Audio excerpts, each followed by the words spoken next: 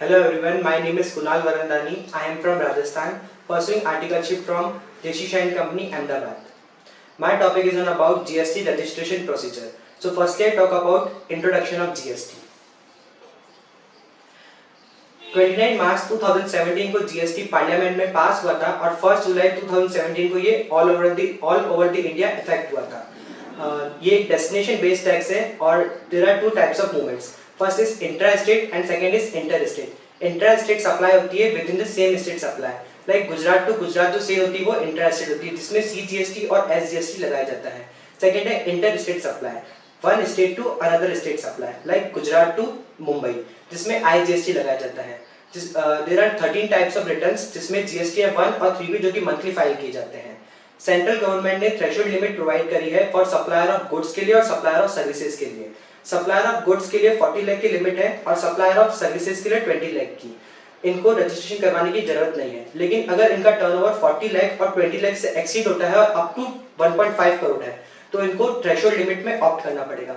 लेकिन अगर इनका टर्नओवर 1.5 करोड़ से एक्सीड हो रहा है तो इनको मैंडेटरी रजिस्ट्रेशन करवाना पड़ेगा।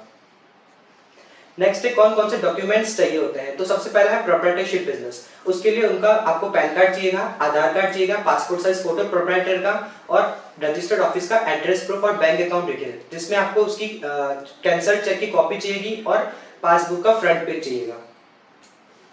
फिर अगर आपका पार्टनरशिप बिजनेस है तो उसके लिए आपको आपके पार्टनरशिप की डीड, पैन कार्ड, पार्टनर्स के फोटोग्राफ, आधार कार्ड प्रूफ और अगर आप किसी ऑथोराइज्ड सिग्नेटरी जिसको आप अपॉइंट करना चाहते हैं आपके बिजनेस का, उसका प्रूफ, उसका आधार कार्ड और बैंक डिटेल्स चाहिएगी।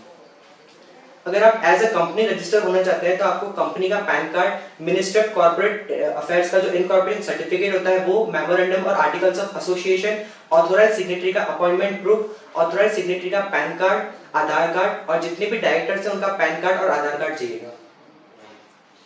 अब कहाँ जाकर के रजिस्ट्रेशन करवाएंगे, तो सबसे पहले जीएसटी की पोर्टल जो है वहां पर जाके आपको सर्विसेज के टैब में रजिस्ट्रेशन में न्यू रजिस्ट्रेशन ऑप्शन है, उस पर सेलेक्ट करेंगे तो आपको इस तरीके का फॉर्मेट दिखेगा जिसमें आपकी अलग अलग डिटेल्स दे रखी होगी, जिसमें आपको सबसे पहले आईएमओ। तो आईएमओ आप क्या है, आप एक as a tax payer register होना चाहते हैं, as a tax collector, tax deductor. तो जनरली जो आप रजिस्ट्रेशन करते हैं आपके बिजनेस का तो आप एक तरीके के टैक्स पेयर के दिए होते हैं, तो आप टैक्स पेयर सेलेक्ट करेंगे ऑप्शन। फिर है उसके बाद में आपका स्टेट कौन सा है, आपका डिस्ट्रिक्ट कौन सा है, आपके बिजनेस का लीगल नेम, जिसमें अगर आप प्रोप्राइटरशिप बिजनेस है तो आपका जो पैन कार्ड में जो आपका नेम दे रखा है आपको वही नाम लिखना है, उसमें कोई भी मिसमैच नहीं होना चाहिए, नहीं तो अथॉरिटी जीएसटी ऑफिसर जो होगा वो रिजेक्ट कर देगा आपकी एप्लीकेशन को। फिर आपका पैन नंबर डालना है, ईमेल एड्रेस और मोबाइल नंबर जिसपे आपका ओटीपी आएगा। नेक्स्ट जैसे आप प्रोसीड करेंगे तो प्रोसीड करने के बाद में आपको बताया जाएगा कि इस पैन नंबर से आपके और कितने जीएसटी नंबर आपने ले रखे हैं। फिर आप नेक्स्ट प्रोसीड करेंगे तो आपको ओटीपी डालने पड़ेंगे मोबाइल नंबर के और ईमेल के। फिर उसके बाद जैसे ही आप प्रोसीड करेंगे तो आपके पास में एक टीआरएन आ जाएगा, टेम्पररी रेफरेंस नंबर। ये नंबर जो होता है ये 15 डेज की इसकी वैलिडिटी होती है और 15 डेज तक आप इसके थ्रू जो है जीएसटी लॉगिन कर सकते हैं। फिर आप आपके टीआरएन के थ्रू जैसे आप टीआरएन नंबर डालेंगे और कैप्चा कोड डालेंगे, जैसे आप प्रोसीड करेंगे तो आपको एक माय सेव्ड एप्लीकेशन दिख जाएगी जिसके अंदर आपका पूरा डिस्क्रिप्शन दे दिया जाएगा, आपकी एक्सपायरी डेट, और जैसे आप एक्शन पर क्लिक करेंगे तो आपको पूरा एक फॉर्म आ जाएगा जिसके अंदर अलग अलग ऑप्शन दे रखेंगे, आपके बिजनेस की डिटेल्स, प्रोप्राइटर पार्टनर की details, authorised signatory, authorised representative, principal place of business, verification और सब होगा। जिसमें सबसे पहला है बिजनेस की डिटेल्स, उसके अंदर आपको आपका बिजनेस का नेम डालना पड़ेगा, ट्रेड नेम, फिर कॉन्स्टिट्यूशन ऑफ बिजनेस, जिसमें आप एक फॉरेन कंपनी में रजिस्टर होना चाहते हैं, आपका प्रोप्राइटर है, प्रोप्राइटरशिप बिजनेस है, आप एक प्राइवेट कंपनी है, एलएलपी है, पब्लिक कंपनी, जैसा भी आपको ऑप्शन सेलेक्ट करना है। फिर आपका स्टेट, जुरिडिक्शन, ये सब एड्रेस सारी फॉर्मेलिटीज डालनी है। फिर अगर आप as a casual taxable person आप अपॉइंट रजिस्टर होना चाहते हैं तो उस ऑप्शन को आपको सेलेक्ट करना है। फिर नेक्स्ट है अगर आप कंपोजिशन स्कीम में ऑप्ट करना चाहते हैं तो उस ऑप्शन को आपको यस करना है। फिर आपको आपका रीजन बताना है रजिस्ट्रेशन का कि आप वॉलंटरी रजिस्ट्रेशन होना चाहते हैं या फिर आपकी थ्रेशोल्ड लिमिट कवर हो गई है तो इसलिए आप रजिस्ट्रेशन करवाना चाहते हैं। फिर आपको आपका डेट लिखना है बिजनेस का और लास्ट में एक और इसमें ऑप्शन दे रखा है वो बताना है कि अगर आपने और भी रजिस्ट्रेशन करवा रखे हैं तो आपको वो भी यहाँ पर बताने पड़ेंगे।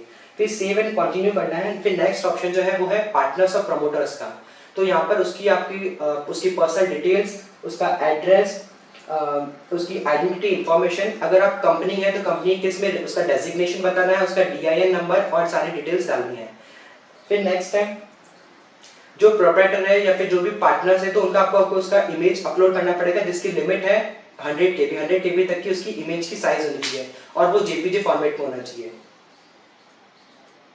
अगर आप उसी पर्सन को ऑथोराइज सिग्नेटरी अपॉइंट करना चाहते हैं तो उस ऑप्शन को आपको सेलेक्ट करना है, नहीं तो फिर नेक्स्ट ऑप्शन जो है वहां पर आपको आपकी ऑथोराइज सिग्नेटरी की डिटेल्स डालनी पड़ेगी। इस ऑप्शन में आपको आपके ऑथोराइज सिग्नेटरी जिसके आप ऑथोराइज सिग्नेटरी आप अपॉइंट करना चाहते हैं आपके बिजनेस के, उसकी डिटेल्स यहाँ पर आपको उसकी डालनी पड़ेगी। अगर आप आपके बिजनेस में किसी को रिप्रेजेंटेटिव भी अपॉइंट करना चाहते हैं, ऑथोराइज रिप्रेजेंटेटिव, तो इस ऑप्शन को सेलेक्ट करके उसकी डिटेल्स इसमें डालनी है। फिर नेक्स्ट है प्रिंसिपल प्लेस ऑफ बिजनेस। ये सबसे इंपॉर्टेंट ऑप्शन है। इसी के बेसिस पे आपको आपका GST नंबर दिया जाता है, तो इसमें यहाँ पर जितनी भी आप इन्फॉर्मेशन डाल रहे हैं वो एकदम करेक्ट होनी चाहिए।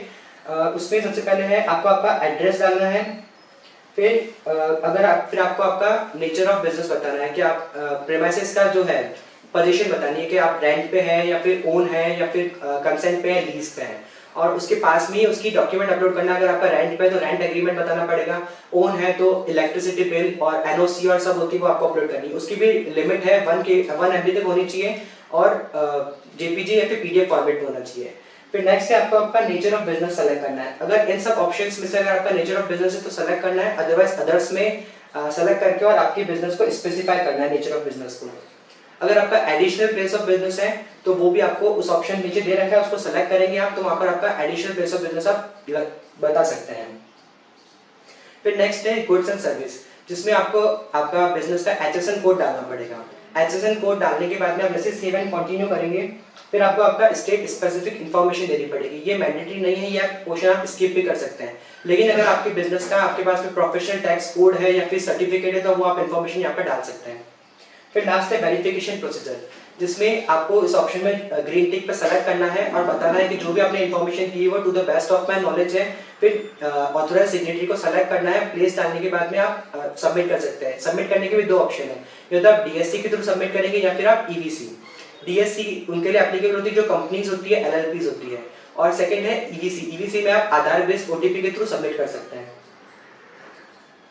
फिर जैसे ही आपका OTP सबमिट हो जाता है तो आपके पास में एक एक्नॉलेजमेंट रिसिप्ट नंबर आ जाता है। अब आपकी एप्लीकेशन जो है वो अप्रूवल के लिए चली गई है, GST ऑफिसर जो है वो आपकी एप्लीकेशन को अप्रूवल करेंगे। फिर जैसे ही आपकी अथॉरिटी जैसे ही वो अप्रूवल हो जाएगी तो आपके पास मेल के थ्रू जो है आपके पास में GST नंबर आ जाएगा और अदर इन्फॉर्मेशन आ जाएगी। लेकिन अगर GST ऑफिसर जो है वो आपकी इन्फॉर्मेशन से सेटिस्फाई नहीं होता है तो वो आपको क्लैरिफिकेशन के लिए पेंडिंग क्लैरिफिकेशन के लिए मैसेज देगा, जिसमें आपको जाकर के क्लैरिफिकेशन देना पड़ेगा कि आपको क्या क्या और क्लैरिफिकेशन देना है। जैसे लाइक इलेक्ट्रिसिटी बिल अगर आपने सही नहीं दिया तो आपको क्लैरिफिकेशन देना पड़ेगा कि ये चीज गलत है तो सही बताना पड़ेगा। उसमें वो कहां से देते थे वो बताता हूं मैं। सर्विसेज में जाकर के आपको एप्लीकेशन फॉर फाइलिंग क्लैरिफिकेशन पे सेलेक्ट करना है। उसके बाद में आपको मॉडिफिकेशन में यस ऑप्शन में सेलेक्ट करने के बाद जिस चीज का आपको क्लैरिफिकेशन बोला है वहां पर आपको सबमिट करना पड़ेगा उस चीज को। फिर अभी जून 2022 से एक नया चेंजेस आया है रजिस्ट्रेशन के अंदर कि पहले तो होता था कि आपका एक GST नंबर जो है वो एक ही बिजनेस के लिए होता था। अब है आप एक GST नंबर से आपके मल्टीपल बिजनेस भी रजिस्टर करवा सकते हैं। लाइक एक प्रोप्राइटरशिप बिजनेस है, उसका क्लोथ मैन्युफैक्चरिंग का बिजनेस है, अब उसके लिए उसने एक GST नंबर ले लिया। अब उसका अगर पैकेजिंग का भी काम है, उसका डिस्ट्रीब्यूशन का भी काम है, तो आप उसके लिए अलग अलग रजिस्ट्रेशन करवाने की जरूरत नहीं है, आप एक ही GST नंबर पे उन सब बिजनेस को भी रजिस्टर करवा सकते हैं। अब उसकी भी आपको डिटेल्स डालनी पड़ेगी। लाइक अगर आपका अदर पार्टनरशिप बिजनेस है तो उसकी पार्टनरशिप डीड डालनी पड़ेगी। अगर आपका प्रोप्राइटर बिजनेस तो एक लेटर हेड में आपकी सील और सब बतानी पड़ेगी आपको कि ये मेरा बिजनेस है। Thank you Jignesh sir for giving me opportunity to enhance and inbuild my knowledge and soft skills. This video is just made for education purpose. This is not an expert advice.